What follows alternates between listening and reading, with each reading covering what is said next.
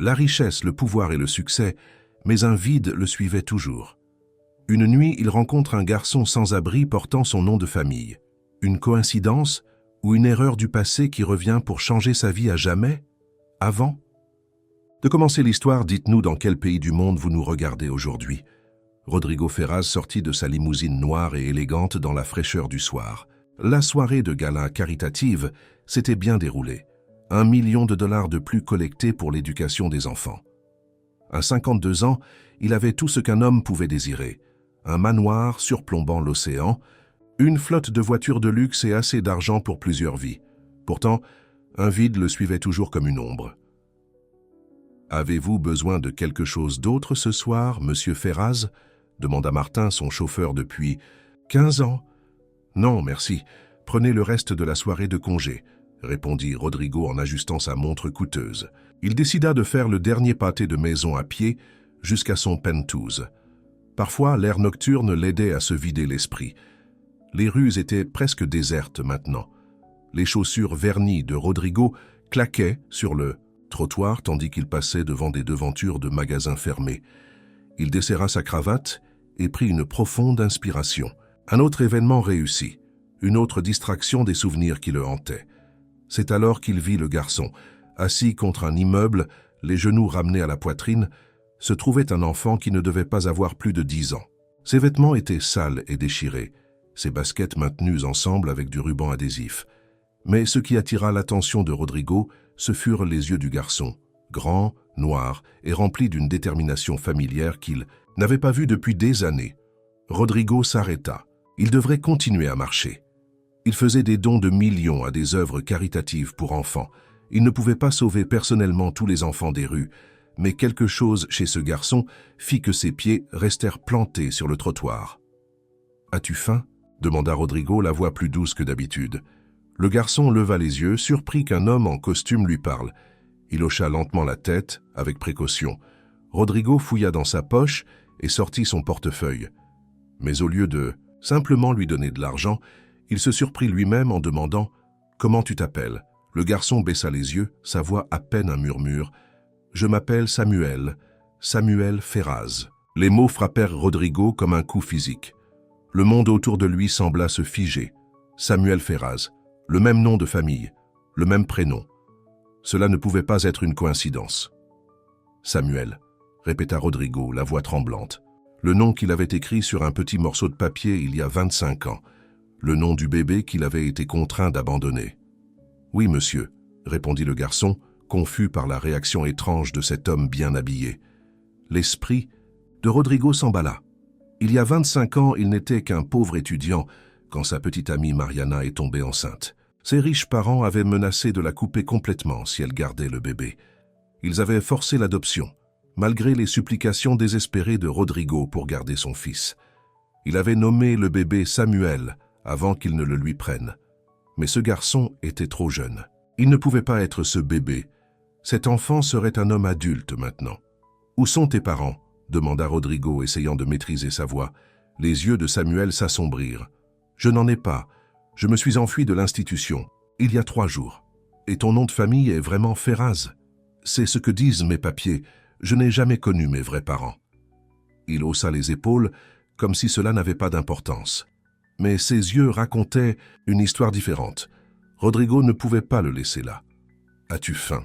Il y a un restaurant près d'ici qui est encore ouvert. » Samuel hésita, des années de ruse de rue le rendant méfiant envers les étrangers, même ceux bien habillés. « Ils font de délicieux milkshakes au chocolat », ajouta Rodrigo. « Ça a marché. » Le garçon se leva, gardant une distance de sécurité pendant qu'il se dirigeait vers le restaurant ouvert toute la nuit. À l'intérieur, les lumières fluorescentes rendèrent le teint pâle de Samuel encore plus fait apparent. Il se glissa dans une cabine en face de Rodrigo, les yeux se baladant nerveusement. « Commande ce que tu veux », dit Rodrigo en lui tendant un menu. La serveuse arriva, regardant le couple étrange avec curiosité.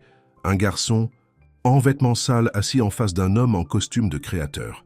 « Je vais prendre un hamburger, des frites et un milkshake au chocolat », dit rapidement Samuel, comme s'il craignait que l'offre ne soit retirée. « Faites-en 2, dit Rodrigo. « Et apportez les milkshakes en premier, s'il vous plaît. » Pendant qu'ils attendaient, Rodrigo étudia le garçon. Il y avait quelque chose dans la forme de ses yeux, la façon dont sa mâchoire était taillée. Était-ce possible? Non, le timing était tout faux. Mais le nom... Alors, Samuel, quel âge as-tu? 10 ans. Bientôt 11, répondit-il, en jouant avec le salière. Et tu es dans une institution depuis combien de temps? Samuel haussa de nouveau les épaules. Pour toujours, depuis que je suis bébé. Ma mère ne me voulait pas. Les mots piquèrent Rodrigo. Je suis sûr que ce n'est pas vrai, dit-il automatiquement. Si, c'est vrai. Elle a laissé une note. Elle a dit qu'elle ne pouvait pas s'occuper de moi. La voix de Samuel était objective, mais Rodrigo pouvait entendre la douleur en dessous. Les milkshakes arrivèrent et Samuel attaqua le sien immédiatement en buvant la moitié en quelques secondes. Ralenti, sourit Rodrigo. Il n'y a pas de hâte. Samuel s'essuya la bouche avec sa manche. Désolé, crânien, ce n'est pas grave. Je ne veux pas que tu aies mal à la tête. Pour la première fois, Samuel sourit et Rodrigo sentit quelque chose bouger dans sa poitrine. Je suis Rodrigo, au fait, Rodrigo Ferraz. Les yeux de Samuel s'écarquillèrent. Comme moi. Vous avez le même nom de famille? Rodrigo hocha la tête, le cœur battant. C'est une étrange coïncidence. Leur nourriture arriva, et Samuel mangea comme si c'était son dernier repas, tandis que le hamburger de Rodrigo restait intact. Son esprit tourbillonnait de questions et de possibilités. « Samuel, j'aimerais t'aider, » dit enfin Rodrigo. « Je peux t'emmener quelque part en sécurité ce soir, et demain, on pourra régler les choses. » Samuel arrêta de manger et plissa les yeux. « Vas-tu appeler les services sociaux? Parce que je ne retournerai pas dans cette institution. » « Non, je te le promets. Pas de services sociaux ce soir. J'ai un ami qui dirige un refuge pour jeunes. C'est propre sûr et il ne pose pas trop de questions. Pourquoi tu m'aiderais? » La suspicion du garçon était compréhensible. Rodrigo hésita. « Disons simplement que je sais ce que c'est que d'être seul. » Après le dîner, Rodrigo appela son assistante, Elena, qui était habituée à ses impulsions charitables occasionnelles. En moins d'une heure, ils étaient au New Beginnings Youth Shelter, où Rodrigo était un donateur majeur. « C'est une faveur ponctuelle, Rodrigo, » dit Maria, la directrice. « Le garçon devrait être pris en charge par le système. »« Je sais. Donnez-moi juste un jour ou deux pour régler les choses. » Répondit Rodrigo, regardant Samuel être conduit pour obtenir des vêtements propres et une douche. De retour dans son penthouse ce soir-là, Rodrigo ne pouvait pas dormir. Il marchait dans l'appartement. Le visage du garçon le hantait. Il n'était pas possible que ce soit son fils. Le timing était mauvais, mais le nom, le lien qu'il ressentait, c'était trop fort pour être ignoré.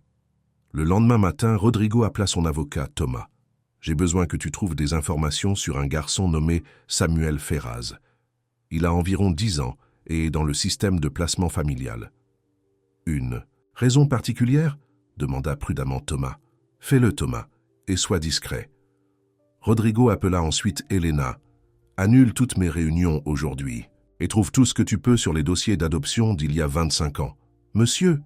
La voix d'Elena était confuse. « C'est important, Elena. Je t'expliquerai plus tard. » Au refuge, Samuel était déjà levé, portant des vêtements propres un peu trop grands pour lui. Il semblait surpris de voir Rodrigo. « Vous êtes revenu ?» dit-il. « Bien sûr que oui, je l'avais promis. » Rodrigo s'assit à côté de lui. « Samuel, j'aimerais te poser quelques questions sur tes antécédents. C'est d'accord ?» Le garçon haussa les épaules. « Pas grand-chose à raconter.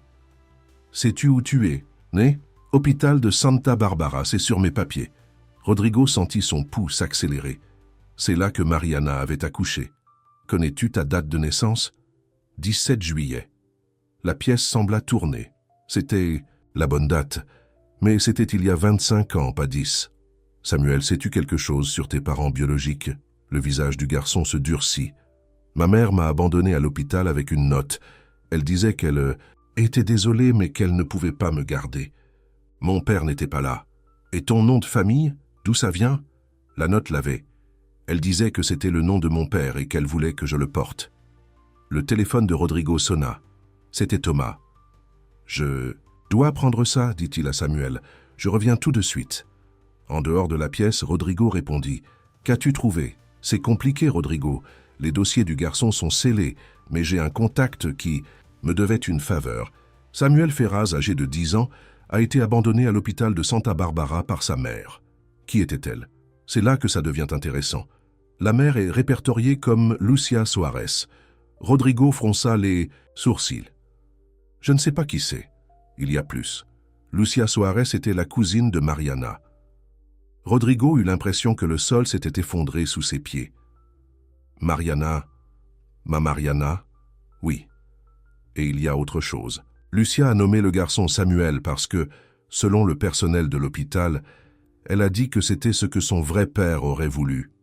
Rodrigo s'appuya contre le mur pour se soutenir. Thomas, j'ai besoin de savoir si ce garçon, c'est mon petit-fils. Est-ce possible? Il y eut une pause à l'autre bout du fil. Compte tenu du calendrier, c'est plausible. Votre fils, celui que vous avez dû abandonner, aurait eu 15 ans à la naissance de ce garçon. Cherchez tout, Thomas. Tout. Lorsque Rodrigo retourna dans la pièce, il regarda Samuel avec des yeux nouveaux. Pas son fils, mais possiblement son petit-fils. La ressemblance qu'il avait remarquée pourrait être réelle après tout. Samuel, aimerais-tu rester quelques jours chez moi, juste jusqu'à ce que nous ayons compris les choses? Le garçon eut l'air soupçonneux. Pourquoi feriez-vous ça? Rodrigo prit une profonde inspiration. Parce que je crois que nous pourrions être liés, je crois que je sais qui est ton père. L'expression de Samuel se transforma en incrédulité. Vous connaissez mon père? Peut-être. J'ai besoin de faire quelques vérifications d'abord, mais j'aimerais avoir la chance de le découvrir. Cela vous conviendrait-il? Samuel réfléchit un instant, puis hocha lentement la tête. Je suppose que oui. De retour dans le penthouse de Rodrigo, Samuel se promena émerveillé, touchant les meubles coûteux, regardant la vue de la ville. « Vous êtes vraiment riche, » dit-il. Rodrigo sourit. « J'ai eu de la chance, mais je n'ai pas commencé comme ça. » Elena arriva avec une pile de dossiers. « Tout ce que j'ai pu trouver, monsieur. Merci. Pouvez-vous emmener Samuel à la cuisine pour déjeuner ?» Pendant que je regarde ça, une fois seul, Rodrigo étalia les dossiers sur son bureau. Les dossiers d'adoption de 25 ans plus tôt confirmaient ce qu'il savait déjà. Son fils avait été adopté par un couple nommé James et Margaret Stevens. Ce qu'il ne savait pas, c'était ce qui s'était passé après. Son téléphone sonna à nouveau. C'était Thomas. « Je l'ai trouvé, Rodrigo, votre fils. Son nom a été changé en Samuel Stevens. Il est mort il y a 5 ans dans un accident de voiture. » Le cœur de Rodrigo s'alourdit. Et avant ça, avait-il un enfant? Oui, avec sa cousine, Lucia Soares. Ils étaient tous les deux jeunes. Il avait 15 ans, elle en avait 16.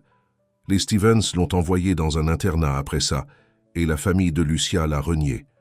Elle a abandonné le bébé, le nommant Samuel Ferraz. En utilisant mon nom de famille, chuchota Rodrigo. Il semblerait que oui. Rodrigo raccrocha et enfouit son visage dans ses mains.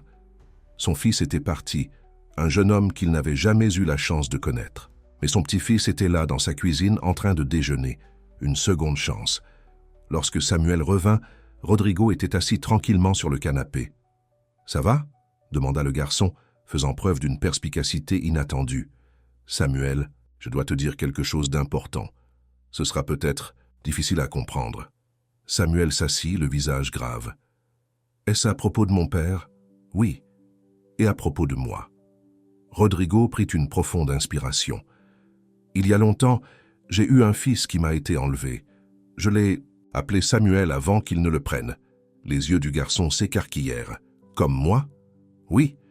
Il a été adopté par une autre famille et je ne l'ai plus jamais revu. Mais je viens d'apprendre que mon fils, son nom a été changé en Samuel Stevens, a eu un enfant très jeune, un garçon qui s'appelait aussi Samuel. »« Je ne comprends pas, » dit Samuel, le front plissé de confusion. Rodrigo tendit la main et toucha doucement l'épaule du garçon. « Samuel, je crois que je suis ton grand-père. » Samuel le regarda, traitant l'information. « Mon grand-père? Mais comment savez-vous que c'est moi? Le calendrier, votre nom, l'endroit où vous êtes né. Et votre mère, Lucia, vous a donné mon nom de famille. Elle voulait que vous soyez connecté à votre vraie famille. Où est mon père maintenant? » demanda Samuel d'une petite voix.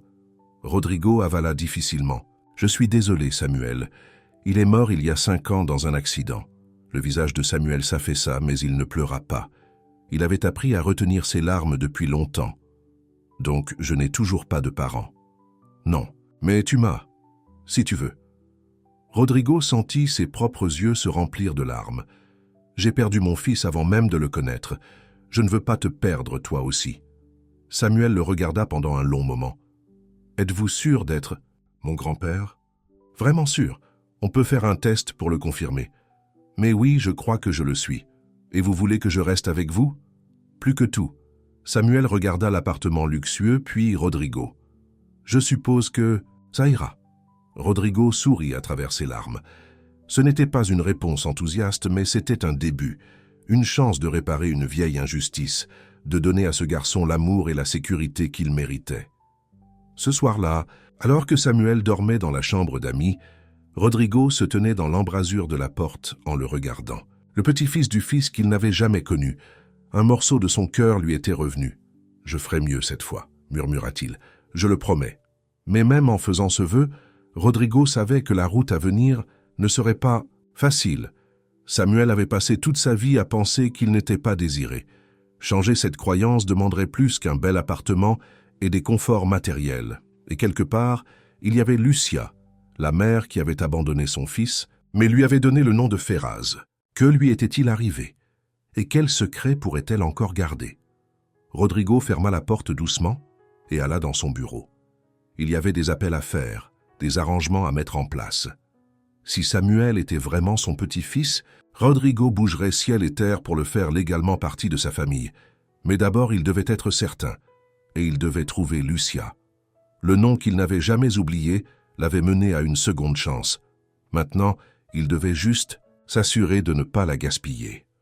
Le lendemain matin, Rodrigo se réveilla plus tôt que d'habitude. Il n'avait pas bien dormi, son esprit tourbillonnant de pensées sur Samuel et la découverte choquante. Il se dirigea vers la cuisine et trouva Samuel déjà réveillé, regardant par les baies vitrées la ville en contrebas. « Bonjour », dit Rodrigo doucement, ne voulant pas effrayer le garçon. Samuel se retourna. « Votre réfrigérateur contient plus de nourriture que toute la maison d'accueil. » Rodrigo sourit. « Que veux-tu pour le petit déjeuner? Puis-je avoir des céréales, celles avec les petites bouffées au chocolat? Bien sûr, je demanderai à Rosa de les préparer. C'est ma gouvernante. » Comme sur commande, Rosa entra dans la cuisine. Elle avait la soixantaine, les cheveux poivre et sel et un visage bienveillant. Elle travaillait avec Rodrigo depuis plus de 10 ans. « Bonjour, monsieur Ferraz, » dit-elle, puis remarqua Samuel. Ses sourcils se levèrent de surprise, mais elle sourit rapidement. « Et qui pourrait être ce jeune homme ?»« C'est Samuel, » dit Rodrigo. « Il va rester avec nous pendant un moment. » Rosa hocha la tête, ne demandant pas plus d'explications. C'était l'une des choses que Rodrigo appréciait chez elle, sa discrétion. Samuel aimerait des céréales au chocolat pour le petit déjeuner, continua. Rodrigo. Tout de suite, dit Rosa, se déplaçant efficacement dans la cuisine. Et pour vous, monsieur, le même que d'habitude? Oui, merci, Rosa. Pendant qu'ils prenaient leur petit déjeuner, Rodrigo expliqua ce qui allait se passer ensuite. Aujourd'hui, nous allons voir un médecin, dit-il à Samuel. Il va prendre un petit échantillon de votre sang et du mien. Pourquoi? Demanda Samuel, la bouche pleine de céréales. C'est pour un test ADN. Il nous dira avec certitude si tu es mon petit-fils. Samuel avala ses céréales. Et si je ne le suis pas? La question prit Rodrigo au dépourvu. Eh bien, je vais quand même t'aider. Te trouver un bon foyer. M'assurer que tu es prise en charge. Samuel hocha lentement la tête, ses yeux ne révélant rien. Après le petit déjeuner, le téléphone de Rodrigo sonna. C'était Thomas à nouveau. « J'ai trouvé Lucia Soares, » dit Thomas. Le cœur de Rodrigo fit un bond. Où est-elle? Dans un centre de réadaptation, à environ 1 heure de la ville. Elle y est depuis 6 mois. Réadaptation? Pourquoi? Toxicomanie. Il semble qu'elle ait eu des moments difficiles depuis qu'elle a abandonné Samuel. Rodrigo ressentit un étrange mélange de colère et de pitié. C'est elle que je la cherche? Non. Je pensais que vous voudriez vous en occuper. Personnellement. Tu as raison. Envoie-moi les détails. Je lui rendrai visite après le test ADN. Rodrigo raccrocha et se tourna vers Samuel, qui regardait un dessin animé sur la grande télévision du salon. Prêt à y aller? Le garçon hocha la tête et se leva, le visage grave. Si je suis votre petit-fils, qu'est-ce qui se passe ensuite? Alors, si tu veux, tu peux rester ici avec moi en permanence. Je deviendrai ton tuteur légal. Et je n'aurai plus jamais à retourner à la maison d'accueil. Jamais, promit Rodrigo. Le centre de test ADN était situé dans un bâtiment moderne du centre-ville. Le docteur Mendez, un ami de longue date de Rodrigo, avait organisé un test accéléré. Les résultats seront prêts demain. Leur dit le docteur Mendez après avoir prélevé leurs échantillons. Je mets les bouchées doubles par faveur personnelle. Merci, dit Rodrigo, posant une main sur l'épaule de Samuel. Le garçon avait été courageux pendant le prélèvement sanguin, n'ayant pas bronché une seule fois. De retour dans la voiture, Rodrigo prit une décision. « Samuel, il y a quelqu'un que j'aimerais visiter aujourd'hui. Ta mère. » La tête de Samuel se tourna brusquement vers lui, les yeux grands ouverts. « Ma mère? Vous l'avez trouvée? » ?»« Oui. Elle séjourne dans un endroit où les gens vont chercher de l'aide lorsqu'ils sont malades. »« Qu'est-ce qu'elle a ?»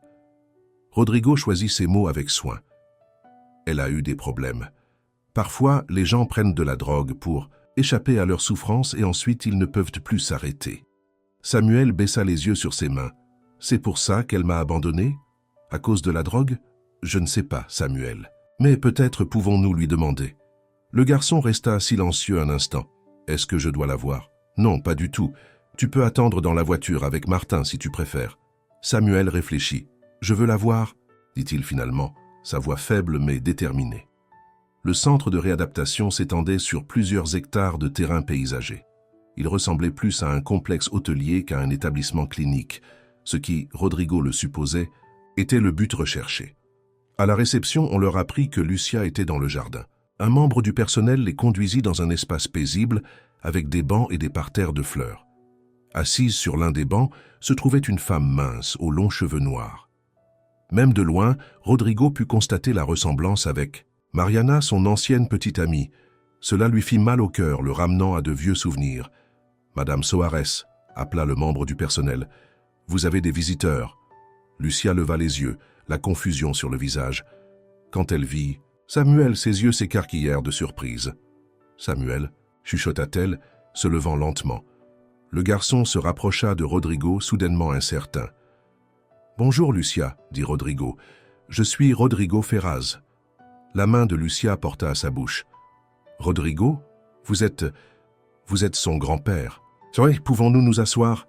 Lucia hocha la tête, ses yeux ne quittant jamais le visage de Samuel. « Tu as tellement grandi, » dit-elle doucement. « J'ai 10 ans maintenant, » répondit Samuel, la voix plate. Ils s'assirent sur le banc, Samuel entre Rodrigo et Lucia. « Comment l'avez-vous trouvé ?» demanda Lucia à Rodrigo. « Par hasard. Il était dans la rue et il m'a dit son nom. » Les yeux de Lucia se remplirent de larmes. « Dans la rue, mais je l'ai laissé à l'hôpital. Il était censé être adopté, avoir une belle vie. »« Les choses ne se passent pas toujours comme prévu, » dit Rodrigo, essayant de ne pas laisser l'accusation transparaître dans sa voix. Samuel a été placé dans le système de protection de l'enfance. Récemment, il s'est enfui de sa maison d'accueil. Lucia se couvrit le visage de ses mains. « Je suis tellement désolé, Samuel. Je pensais faire ce qui était le mieux pour toi. »« Pourquoi m'avez-vous abandonné ?» demanda directement Samuel, sa voix plus forte maintenant.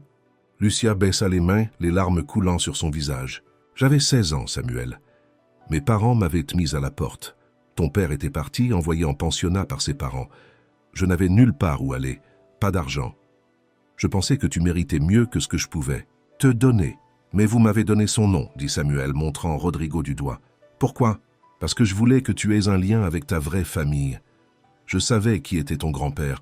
Ton père m'avait parlé de lui, comment il n'avait jamais connu son vrai père parce que ses parents adoptifs ne le permettèrent pas. Rodrigo sentit un nœud dans la gorge. Son fils avait su pour lui, en avait parlé à d'autres. « Connaissiez-vous bien mon fils ?» demanda Rodrigo. Lucia hocha la tête. « Nous avons grandi ensemble. Il était mon cousin, mais nous avons toujours été proches. Adolescent, c'est devenu plus. Nos familles étaient furieuses lorsqu'elles ont découvert que j'étais enceinte. Elles nous ont immédiatement séparés. Et plus tard, vous êtes restés en contact ? Pendant un temps. Mais après avoir abandonné Samuel, j'étais dans une mauvaise passe. J'ai commencé à prendre de la drogue pour engourdir la douleur. Samuel, ton fils, a essayé de m'aider, mais je l'ai repoussé. Quand j'ai arrêté la première fois, il avait déjà changé de vie. Il était à l'université, il avait une nouvelle petite amie. Je ne voulais plus perturber sa vie. Savait-il pour le bébé ? demanda Rodrigo. Oui, il voulait le garder, mais ses parents ont menacé de le couper, d'arrêter de payer ses études. Il n'avait que 15 ans. Lucia regarda. « Samuel, il te voulait, Samuel. Il ne pouvait tout simplement pas lutter contre tout le monde. » Samuel resta silencieux, absorbant tout cela. Finalement, il demanda « Avez-vous essayé de me retrouver ?» Lucia hocha la tête, essuyant ses larmes. « 3 fois. Mais à chaque fois, j'ai rechuté avant de pouvoir terminer le processus. Le système rend les choses difficiles quand on a un casier judiciaire comme le mien. Que se passe-t-il maintenant ?» demanda Samuel, regardant Rodrigo et Lucia. « Nous attendons les résultats du test ADN, expliqua Rodrigo. Si cela confirme que tu es mon petit-fils, je veux devenir ton tuteur légal. Et elle ?» Samuel inclina la tête vers Lucia. Lucia baissa les yeux. « Je ne suis pas en position de m'occuper d'un enfant, Samuel. Je vais encore mieux. Mais peut-être, si M. Ferraz le permet, pourrais-je venir te voir parfois ?» Rodrigo hocha la tête lentement. « Si le test confirme que nous sommes une famille, et si Samuel le veut, oui. » Samuel ne dit rien, mais il ne s'opposa pas non plus. Alors qu'il s'en allait, Lucia appela. « Samuel, attends. » Le garçon se retourna. « Je ne t'ai jamais cessé d'aimer, » dit-elle, la voix brisée. « Pas un seul jour. » Samuel la regarda un long moment, puis se retourna et retourna vers la voiture.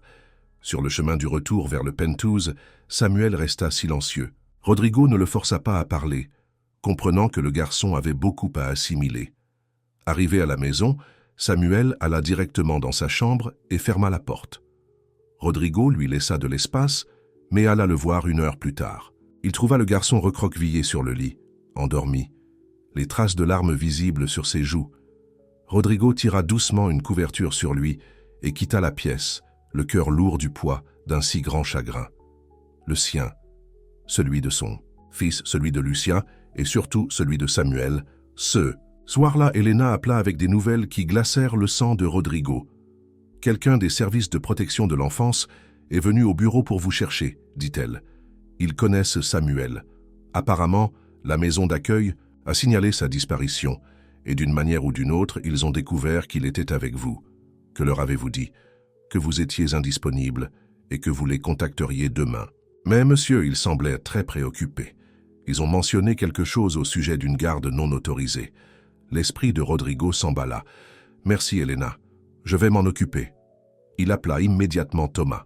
« Nous devons accélérer tout ça, » dit Rodrigo. « Les services de protection de l'enfance cherchent déjà Samuel.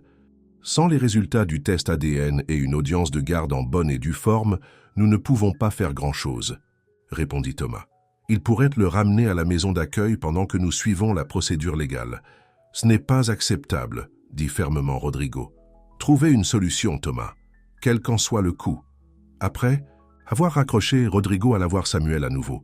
Le garçon était réveillé maintenant, assis au bord du lit. « Tout va bien ?» demanda Samuel, sentant la tension de Rodrigo.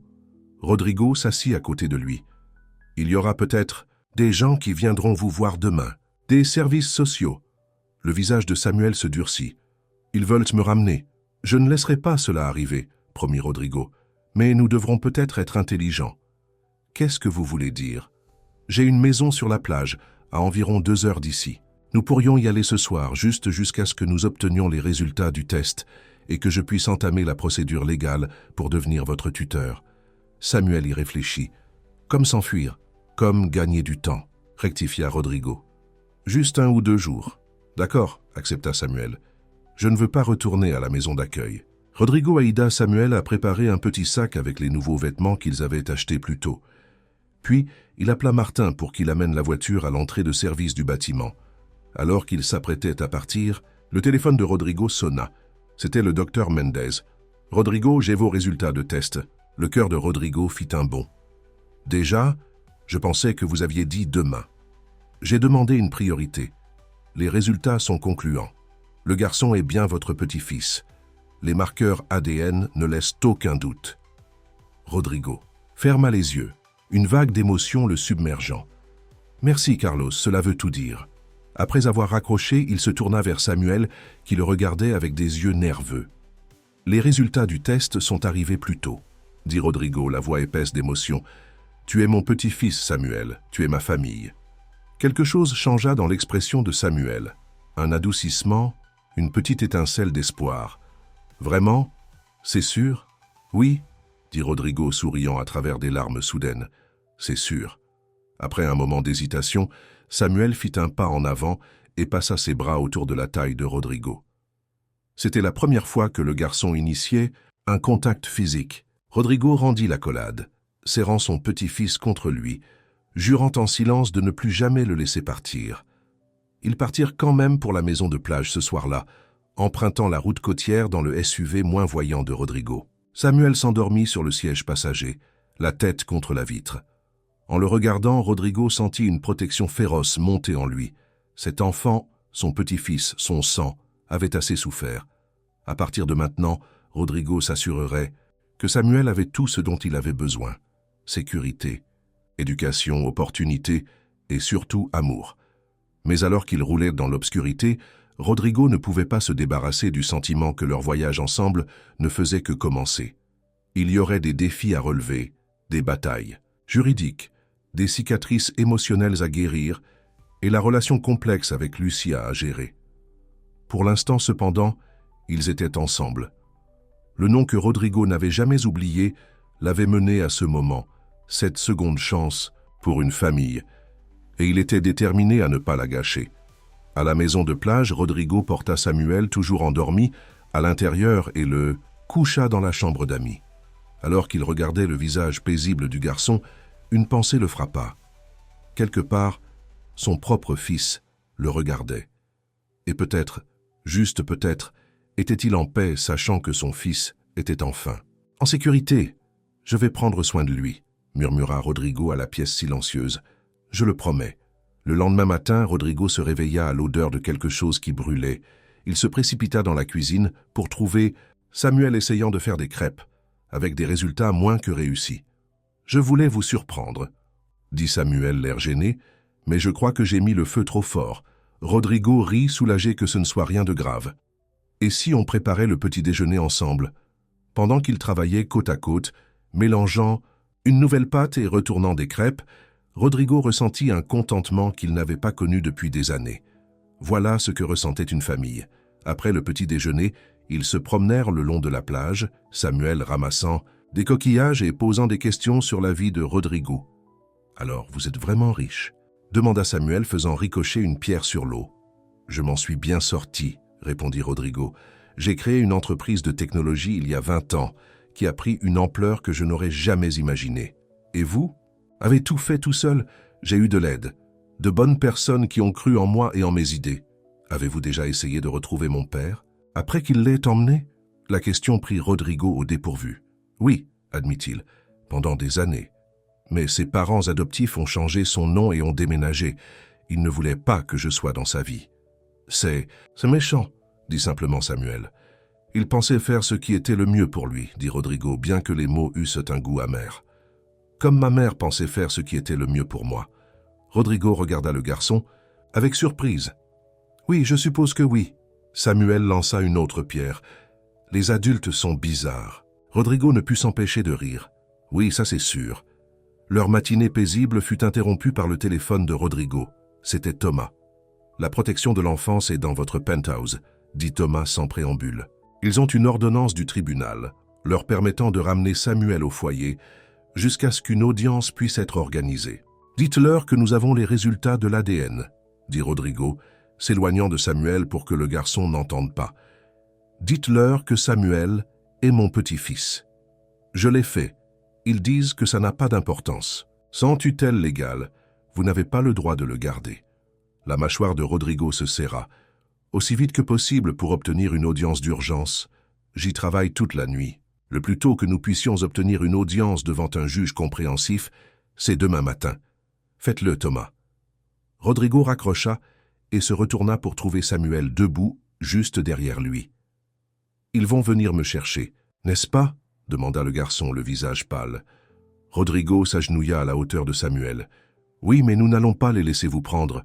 Nous allons nous battre contre ça, ensemble. Mais que se passe-t-il s'ils gagnent? Et s'ils me font retourner? Je ne laisserai pas ça arriver, » dit Rodrigo fermement. « Tu es mon petit-fils. Tu es à ta place avec moi. » Les yeux de Samuel se remplirent de larmes. « Je ne veux pas partir. Rodrigo le prit dans ses bras. « Tu n'auras pas à le faire, je te le promets. » Mais même en faisant cette promesse, Rodrigo savait qu'il ne serait pas facile de la tenir. Le système judiciaire était compliqué, et malgré sa richesse et son influence, il n'y avait aucune garantie. De retour dans la maison de plage, Rodrigo appela Elena et lui demanda d'apporter plusieurs objets à la maison de plage, y compris des documents de son coffre-fort et un dossier spécifique de son bureau. Et Elena, assurez-vous de ne pas être suivi. Ensuite, il appela un vieil ami, le juge Martinez, qui l'avait aidé à naviguer dans le système lorsqu'il essayait de retrouver son fils il y a des années. « Roberto, j'ai besoin de tes conseils, » dit Rodrigo, expliquant la situation. « Le test ADN est en votre faveur, » dit le juge Martinez. « Mais la protection de l'enfance arguera que vous n'avez eu aucune relation avec le garçon jusqu'à présent, et que le fait de le retirer d'un environnement connu, aussi imparfait soit-il, pourrait être traumatisant. Plus traumatisant que d'être dans un foyer où il était si malheureux qu'il s'est enfui. Je comprends votre frustration, Rodrigo, mais le système est lent. Même avec des audiences accélérées, cela pourrait prendre des semaines. Je n'ai pas des semaines, dit Rodrigo. Ils essaient de le prendre demain. Il y eut une pause de l'autre côté. Il pourrait y avoir un moyen, dit enfin le juge Martinez. C'est peu orthodoxe, mais ça pourrait marcher. J'écoute. Si la mère du garçon vous assigne volontairement une tutelle temporaire, cela aurait un poids considérable. Surtout que vous êtes un parent proche avec des moyens financiers prouvés.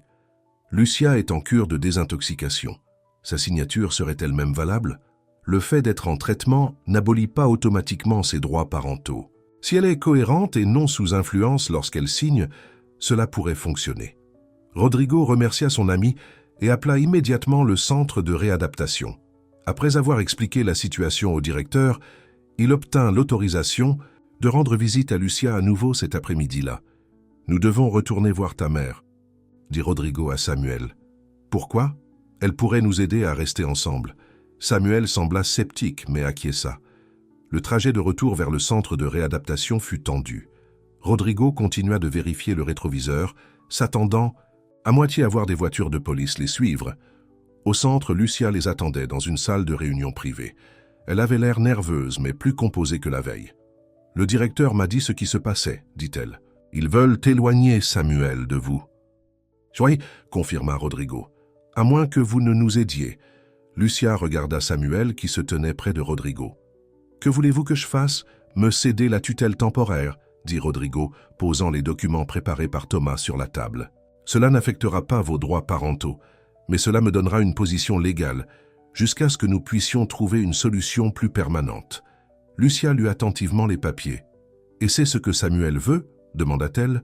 Regardant son fils, Samuel hocha la tête. « Je veux rester avec lui. » Les yeux de Lucia se remplirent de larmes, mais elle les essuya. « Alors je signerai. » Alors qu'elle apposait sa signature sur les papiers, Rodrigo sentit un poids se lever de ses épaules. Ce n'était pas une solution permanente, mais c'était un début. « Merci, » dit-il à Lucia. Elle secoua la tête.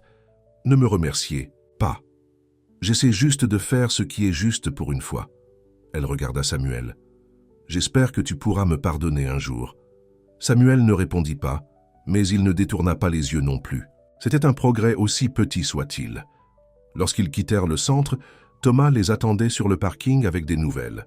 « La protection de l'enfance a découvert que vous étiez à la maison de plage, » dit-il sombrement. « Ils arrivent avec la police locale. » Rodrigo lui tendit les papiers de tutelle signés. « Alors nous ferions mieux d'être prêts pour eux. » De retour à la maison de plage, ils n'eurent pas à attendre longtemps. 2 voitures de police et un véhicule de la protection de l'enfance arrivèrent juste au coucher du soleil. « Restez à l'intérieur, » dit Rodrigo à Samuel, qui regardait par la fenêtre les yeux grands ouverts. Rodrigo sortit sur le porche, tandis qu'une femme en costume d'affaires s'approchait, flanquée de 2 agents. « Monsieur Ferraz, » dit-elle, « je suis Karen, Wilson de la protection de l'enfance. J'ai une ordonnance du tribunal pour placer Samuel Ferraz en garde protectrice. » Rodrigo tint bon. « J'ai des papiers de tutelle temporaire signés par sa mère aujourd'hui. » Il lui tendit les « documents ». Karen les examina en fronçant les sourcils. « Ceux-ci n'ont pas encore été déposés auprès du tribunal. Mon avocat le fait en ce moment même, » répondit Rodrigo. « Entre-temps, ils sont légalement contraignants. Karen sembla incertaine. « Je devrais vérifier cela auprès de mon superviseur. »« Bien sûr, » dit Rodrigo. « Voulez-vous utiliser mon téléphone ?» Pendant que Karen passait son appel, Rodrigo remarqua Samuel regardant de l'intérieur. Il fit un signe de tête rassurant au garçon. Après 5 minutes tendues, Karen raccrocha. « Mon superviseur veut parler au juge qui a approuvé votre audience d'urgence de demain. »« Je comprends, » dit Rodrigo calmement. « Mais jusque-là, les papiers sont présumés. Valides. Samuel reste avec moi. » Karen n'avait pas l'air contente, mais elle acquiesça. « On se voit au tribunal demain, monsieur Ferraz. 9 heures précises. » Alors que les voitures s'éloignaient, Rodrigo laissa échapper un souffle qu'il ne s'était pas rendu compte qu'il retenait. Ils avaient gagné ce round, mais la vraie bataille aurait lieu au tribunal demain. À l'intérieur, Samuel jeta ses bras autour de la taille de Rodrigo. « Ils sont partis ?»« Pour l'instant, » dit Rodrigo le serrant dans ses bras. « Mais nous devons aller au tribunal demain. Que se passe-t-il là-bas? Un juge décidera si vous pouvez rester avec moi définitivement. » « Devrais-je parler au juge? Peut-être, ce serait bien. » Samuel y réfléchit. « Je suppose. Si ça veut dire que je peux rester avec vous. » Ce soir-là, alors qu'ils étaient assis sur le porche à regarder les vagues, Samuel posa la question que Rodrigo redoutait. Et si le juge dit non? Rodrigo prit une profonde inspiration. Alors, on fait appel. Et si ça ne marche pas? On trouve un autre moyen. Je n'abandonne pas, Samuel, jamais. Samuel s'appuya contre le côté de Rodrigo. Moi non plus. Alors que les étoiles apparaissaient au-dessus de l'océan, Rodrigo ressentit un mélange d'espoir et de peur. Demain déterminerait tellement de choses. Mais quoi qu'il arrive dans cette salle d'audience, il savait une chose avec certitude. Le garçon assis à côté de lui était sa famille. Et rien. Ni la protection de l'enfance, ni les tribunaux, ni personne ne changerait cela. Le nom qu'il n'avait jamais oublié lui avait amené Samuel. Et maintenant, Rodrigo se battrait avec tout ce qu'il avait pour le garder. Le palais de justice était un imposant bâtiment en pierre au centre de la ville. Rodrigo et Samuel arrivèrent tôt, tous deux vêtus de costumes qu'Elena avait apportés à la maison de plage la veille. Samuel continua de trifouiller sa cravate. « Elle est trop serrée », se plaignit-il, tirant sur le nœud. Rodrigo s'agenouilla et la lui ajusta. « Mieux ?» Samuel hocha la tête, ses yeux se dirigeant nerveusement autour du grand hall avec ses sols en marbre et ses hauts plafonds. « As-tu peur ?» demanda Rodrigo doucement. « Un peu, » admit Samuel. « Et si je dis la mauvaise chose? Dis juste la vérité, c'est tout ce que l'on peut te demander. » Thomas les a rencontrés à l'entrée de la salle d'audience. C'était un grand homme d'une 50aine d'années aux cheveux poivre et sel et aux yeux perçants qui ne ratait rien. La juge Reynolds préside. Et dit-il à Rodrigo à voix basse. Elle est juste mais stricte. La protection de l'enfant soutient que vous avez essentiellement enlevé Samuel dans la rue sans autorisation appropriée. C'est ridicule, dit Rodrigo. Je l'ai sauvé de la rue. Je sais, mais nous devons maintenant suivre les règles. Thomas regarda Samuel. Comment vas-tu, jeune homme? Samuel haussa les épaules. Bien, je suppose. Tu devras peut-être répondre à quelques questions. Aujourd'hui. Sois juste honnête, d'accord? Samuel hocha la tête, se rapprochant de Rodrigo. À l'intérieur de la salle d'audience, Karen Wilson de la protection de l'enfance était déjà assise avec son équipe juridique. Elle fit un signe de tête sec à Rodrigo. Alors qu'ils prenaient place, Rodrigo remarqua Lucia se faufiler à l'arrière de la salle d'audience. Elle avait l'air nerveuse mais déterminée, portant une simple robe que le centre de réadaptation devait avoir fournie pour l'occasion. « Ah, vous de vous lever pour le juge Julia Reynolds. » Ça a appelé l'huissier. Tout le monde s'est levé à l'entrée de la juge, une femme sexagénaire aux cheveux gris acier et aux yeux intelligents. Une fois les formalités entamées, Karen Wilson a présenté le dossier de la protection de l'enfance en premier. Votre honneur, Monsieur Ferraz a retiré un mineur de la rue sans autorisation appropriée. Samuel Ferraz est un pupille de l'État, ayant été abandonné bébé. Monsieur Ferraz n'a aucun lien légal avec l'enfant reconnu par les tribunaux. Les papiers de tutelle temporaire signés par Lucia Soares n'ont pas été correctement vérifiés. Nous demandons que Samuel soit remis à la garde de l'État pendant que Monsieur Ferraz utilise les voies légales appropriées s'il souhaite devenir le tuteur du garçon. Le juge Reynolds s'est tourné vers Thomas. Et votre réponse, maître? Thomas s'est levé. Votre honneur, Rodrigo Ferraz est le grand-père biologique de Samuel comme le prouvaient les tests ADN. Le garçon était sans abri, s'étant enfui d'un foyer où il était malheureux. Monsieur Ferraz l'a recueilli par compassion et par devoir familial. Les papiers de tutelle temporaire sont valides, car Lucia Soares n'a jamais officiellement renoncé à ses droits parentaux. Monsieur Ferraz est un homme d'affaires respecté, disposant de ressources suffisantes pour subvenir aux besoins de son petit-fils. Les séparer maintenant causerait un traumatisme inutile à un enfant qui a déjà subi trop de bouleversements dans sa jeune vie. La juge avait l'air pensive. « J'aimerais entendre Madame Soares, puisqu'elle est présente dans la salle d'audience. » Lucia a eu l'air surprise lorsque tous les regards se sont tournés vers elle. Elle s'est dirigée vers le banc des témoins, les mains visiblement tremblantes. Après avoir prêté serment, elle s'est adressée à la juge. « Madame Soares, avez-vous volontairement confié la tutelle temporaire de votre fils à Monsieur Ferraz? »« Oui, votre honneur, » a répondu Lucia, la voix ferme malgré sa nervosité. « Et estimez-vous que cet arrangement est dans l'intérêt supérieur de Samuel ?» Lucia a hoché la tête, puis s'est souvenue de parler. « Oui, Samuel appartient à sa famille. Je ne peux pas m'occuper de lui pour le moment, mais Monsieur Ferraz peut lui donner tout ce que je ne peux pas. Vous avez abandonné votre fils à l'hôpital à sa naissance, a déclaré le juge Reynolds. Qu'est-ce qui vous fait penser que votre jugement concernant son bien-être doit être pris au sérieux maintenant? Lucia a sursauté à la question directe, mais n'a pas détourné le regard. J'ai fait une terrible erreur il y a 10 ans. J'étais jeune, effrayé et toxicomane. Je ne demande pas pardon ni une seconde chance d'être sa mère. J'essaie simplement de faire ce qui est juste pour Samuel maintenant. La juge s'est tournée vers Karen Wilson. Madame Wilson, la protection de l'enfance savait-elle que Monsieur Ferraz est le grand-père biologique de Samuel? Nous avons été informés de cette affirmation, votre honneur, mais... Et le test ADN a-t-il été vérifié? Oui, mais le lien familial seul ne... Merci, Madame Wilson. Le juge Reynolds l'a interrompue. Elle s'est tournée vers Samuel, qui était assis à côté de Rodrigo. Samuel, veux-tu venir ici, s'il te plaît? J'aimerais te poser quelques questions. Samuel a regardé Rodrigo, qui lui a fait un signe de tête encourageant.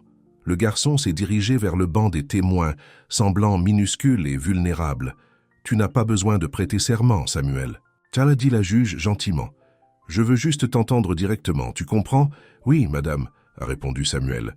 « Comment te sens-tu en restant chez Monsieur Ferraz ?» Samuel a jeté un coup d'œil à Rodrigo avant de répondre. « J'aime ça. Il est gentil avec moi, il me fait me sentir en sécurité. Et comment te sentais-tu au foyer ?» Le visage de Samuel s'est assombri. Je détestais ça. Les plus grands se moquèrent de moi. Personne ne se souciait si j'étais triste ou effrayé. C'est pour ça que je me suis enfui. Savais-tu que Monsieur Ferraz pouvait être ton grand-père lorsque tu es allé chez lui pour la première fois? Non. Il m'a juste offert à manger. Puis nous avons découvert que nous avions le même nom de famille.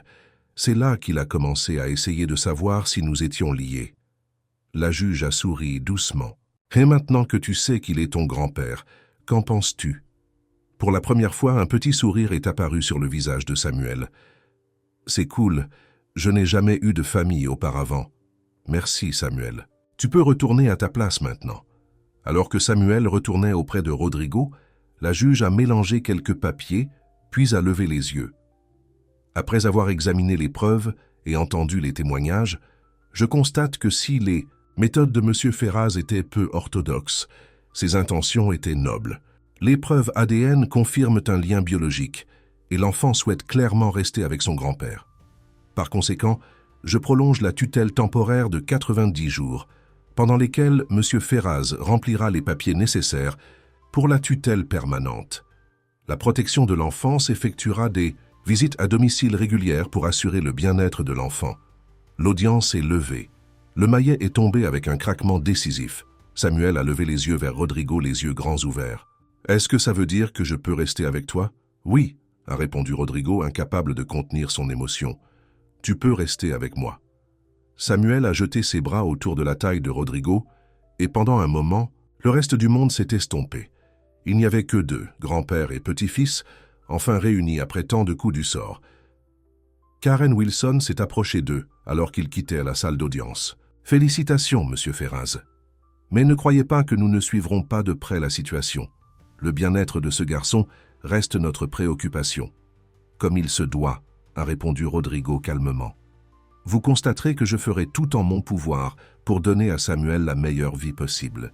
Devant le tribunal, Lucia attendait. Elle s'est approchée hésitamment. « Merci d'être venu aujourd'hui », lui a dit Rodrigo. « Je devais », a-t-elle simplement répondu. Elle a regardé Samuel. « Je suis contente que tu puisses rester avec ton grand-père. » Samuel a hoché la tête mais n'a rien dit.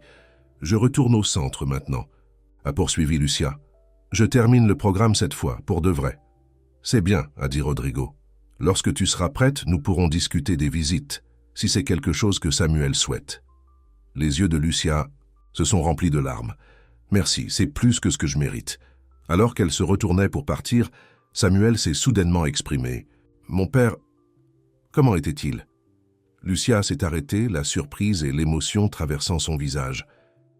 Il était intelligent et gentil. Il avait un grand rire qui faisait sourire tout le monde autour de lui aussi. Elle a ravalé sa salive. « Tu as ses yeux. » Samuel a semblé absorber cette information, la rangeant comme un trésor précieux. « D'accord » a-t-il simplement dit. Lucia l'a regardé un instant de plus puis s'en est allée, essuyant les larmes de ses joues. Sur le chemin du retour vers le penthouse, Samuel était inhabituellement silencieux. « Ça va » a demandé Rodrigo. « Oui » a répondu Samuel. « Je réfléchis juste. »« À quoi ?»« À mon père, et à ma mère, et à toi. » Samuel a regardé par la fenêtre. « C'est bizarre comment on peut avoir une famille qu'on ne connaissait pas. » Rodrigo a hoché la tête. « La vie est pleine de surprises, certaines bonnes et certaines mauvaises. »« Celle-ci est bonne » a déclaré Samuel avec décision. « Te trouver, je veux dire. » Rodrigo a senti son cœur se gonfler. « Pour moi aussi, Samuel. Pour moi aussi. » De retour au penthouse, ils ont été accueillis par Rosa, qui avait préparé un dîner spécial pour célébrer. Samuel a dévoré sa nourriture, semblant plus détendu qu'il ne l'avait été depuis leur rencontre. Après le dîner, Rodrigo a montré à Samuel quelque chose qu'il avait gardé pour le bon moment, un vieil album photo. « J'ai trouvé ça dans un entrepôt hier. » A-t-il expliqué? « Il y a des photos que je pensais que tu aimerais voir. » Samuel s'est assis près de Rodrigo sur le canapé pendant qu'ils ouvraient l'album. La première photo était celle d'un Rodrigo beaucoup plus jeune tenant un bébé. « C'est mon père ?» a demandé Samuel, touchant doucement la photo. « Oui, c'est la seule photo que j'ai de nous ensemble. Nous l'avons prise en secret à l'hôpital avant qu'il ne l'emmène. » Samuel a étudié l'image attentivement. Il était minuscule. « Tous les bébés le sont », a souri Rodrigo. « Mais oui, il était petit. » Ils ont tourné la page pour trouver des coupures de journaux. Qu'est-ce que c'est? Ce sont des articles sur les réalisations scolaires et universitaires de ton père. Je les ai collectionnés au fil des ans, essayant de suivre sa vie à distance. Il y avait une photo d'un adolescent recevant un prix, une autre d'un jeune homme en bonnet et robe et plusieurs photos d'équipes sportives. Il jouait au basketball, a demandé Samuel, pointant une photo. Apparemment oui. Il était plutôt bon selon l'article. Samuel a touché chaque photo avec révérence. Est-ce que je lui ressemble?